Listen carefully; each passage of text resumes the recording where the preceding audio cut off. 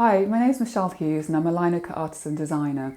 I've been designing for 30 years and a linocut artist for 4 years. On this course I'm going to show you how to design, carve and print your own linocut print that you can frame or make into a set of greetings cards for friends and family. On the course I'll take you through the tools and materials you need to create a linocut print. I'll guide you through the basics of carving. We'll be using beginner's tools and easy carve lino just as I did when I first learnt.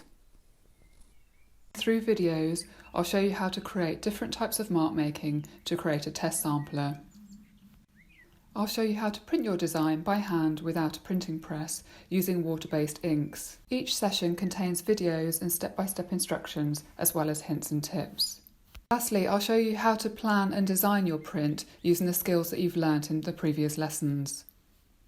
If you have fear of a blank sheet of paper, which most people do, let's be honest, there will be downloadable templates that you can use as well. I hope that's inspired you to get creative and have a go at linocut print.